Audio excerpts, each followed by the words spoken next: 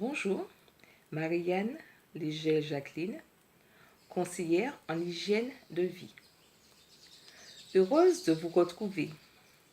J'espère que c'est de même. Aujourd'hui, nous parlerons d'un sujet qui est celui du cancer du sein. Tout d'abord, nous savons qu'au niveau des statistiques, on nous dit que au moins une femme sur 11 sera atteinte. Cependant, c'est un problème que toutes les femmes prennent assez sérieusement. Tant mieux. Alors, nous verrons quelques petits conseils également sur ce domaine. Premièrement, quelques petits symptômes. Alors, comment reconnaître quand il y a un problème à ce niveau, au niveau des seins? On nous dit que au niveau du sein, on voit apparaître, on voit que le sein se durcit, ou encore qu'il y a une rougeur. On peut voir aussi apparaître également un épaississement au niveau du mamelon. Ou encore, on peut aussi découvrir un écoulement qui se passe au niveau du sein. Bien sûr, dans l'intérêt de la femme, c'est de consulter. Normalement, elle devait faire effectivement un examen tous les 2 ans. J'espère que c'est le cas pour vous. Alors, nous allons voir quels sont aussi les conseils qu'on peut aussi adopter par rapport à ce problème. Premièrement, au niveau de l'alimentation,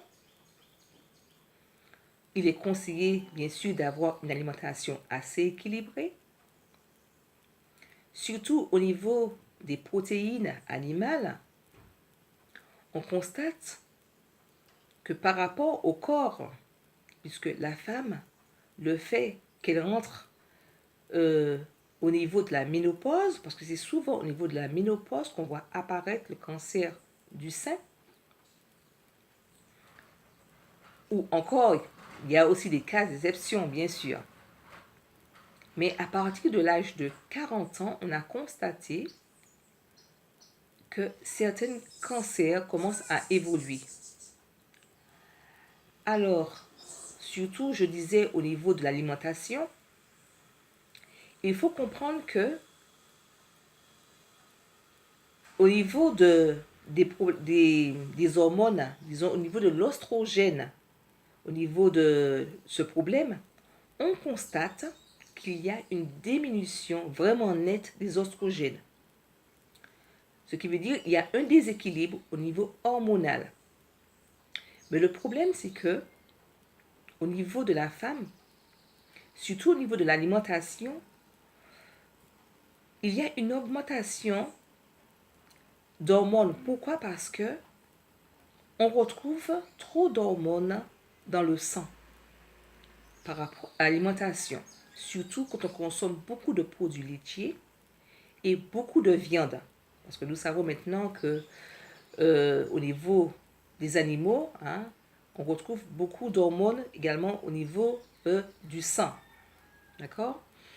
Alors, tout ce problème d'hormones se retrouve à nouveau, on peut le dire, quand on fait par exemple une analyse au niveau sanguin, on voit qu'il y a trop d'hormones dans le sang par rapport à l'alimentation que nous mangeons, par rapport à tout ce que nous consommons, dans lequel il y a trop d'hormones. C'est d'où l'intérêt de pouvoir diminuer au maximum, surtout sur les produits, je dis laitiers, comme les produits comme la viande, qui contiennent beaucoup d'hormones. Alors, je ne dis pas de ne pas manger, mais s'il y a un choix à faire, il faudrait opter par exemple sur la viande locale, bien sûr, et également sur, il faudrait diminuer, d'accord? Ça c'est très important. Parce que on voit que une consommation trop excessive de viande, effectivement, on voit un apport, d'hormones qu'on retrouve à nouveau dans le sang. et que cela déclenche effectivement tous ces problèmes de cancer. Alors, faites attention à cela. Alors, un autre point où je veux aussi revenir au niveau de la femme, c'est par rapport au déodorant. Souvent, on veut se faire belle, on veut être bien parfumé et on ne se rend pas compte que le choix qu'on fait au niveau des déodorants, cela aussi a une incidence sur la santé. Normalement, on ne devrait pas mettre de déodorant avec, surtout contenant de l'aluminium. Alors, il y a certains qui le savent, mais je ne sais pas si tous sont au courant parce que quand je vais aussi dans les supermarchés comme tout le monde, je vois des femmes qui achètent des déodorants remplis d'aluminium et je vous dis ça, il faudrait faire attention à cela. Parce que tous ces aluminiums que nous mettons sous le bras par le déodorant, nous voyons que ces aluminiums vont directement dans le sang et vont aussi directement dans nos hormones.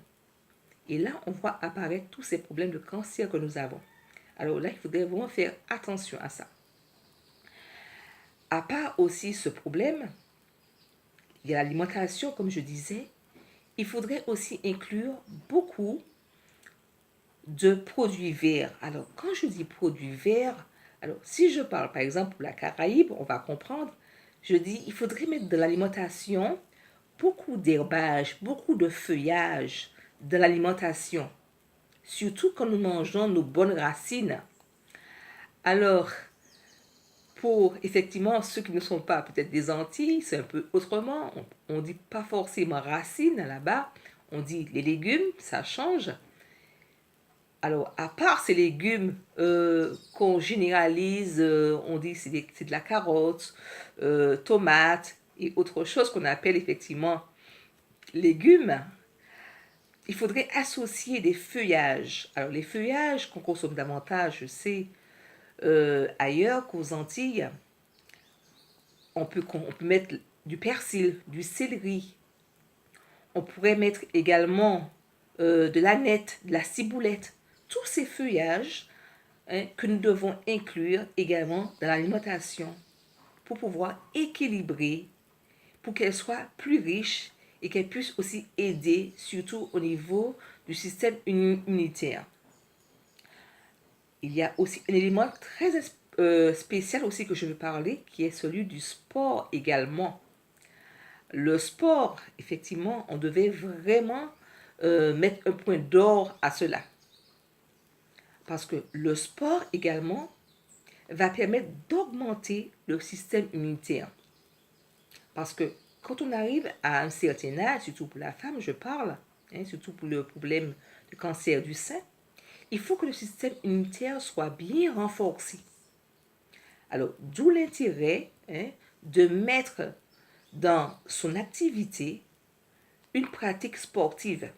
Choisissez celle que vous voulez, mais cependant, il faut y avoir au moins une activité.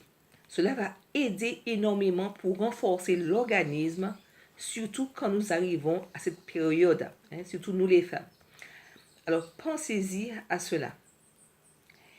Parce que il y a un point aussi très important que je voulais dire. Au niveau du cancer du sein, normalement, toute femme devrait se palper au moins une fois par mois. Au moins une fois par mois, il faudrait se palper. Mais quand je dis se palper, il faudrait mettre, alors j'explique comment faire. Alors, vous mettez le bras derrière la tête et vous massez, vous appuyez, vous massez bien tout autour du sein et vous massez aussi sur le sein. D'accord? Alors, vous faites ainsi, vous massez bien cela. Et n'oubliez pas aussi, non seulement le sein, massez également sous le bras, d'accord? Pour être à la recherche, on ne sait jamais s'il y a une boule, parce qu'on dit souvent que c'est une boule qu'on voit apparaître, ou qu'on ressent, ou encore sur le sein, tout en haut du sein. Parce qu'on a souvent dit que le plus souvent, la boule, elle sort dans le sein, mais pour avoir aidé aussi quelqu'un, parce que je me rappelle que j'ai aidé aussi quelqu'un qui avait un cancer au niveau du sein, et sa boule était tout en haut de son sein. Alors, pensez-y. Également, tout en haut du sein, il faut aussi masser pour voir s'il n'y a pas quelque chose de bizarre. hein, parce que, vous savez, hein, ça c'est très important. Mais cependant, à part tous ces conseils, vous me direz, mais est-ce qu'il y a quand même des solutions? Si on a ce cancer, y a-t-il des solutions? Je vous dirai, toujours quand il y a vie, il y a espoir. Comme j'avais dit également à cette femme, hein, qui était venue me voir, tant qu'il y a vie, il y a espoir. Bien sûr, elle a eu tout ce qu'il fallait comme complément alimentaire pour pouvoir l'aider. Et je pense que vous pourrez regarder son témoignage également sur ce site. Alors, si vous avez un souci de ce côté, vous avez le lien, vous pourrez entrer en contact avec moi et ce sera avec plaisir de pouvoir vous aider. Surtout aussi, partagez ce lien avec aussi vos amis. Alors, je vous remercie d'avoir été avec moi et je vous dis à bientôt sur ce site.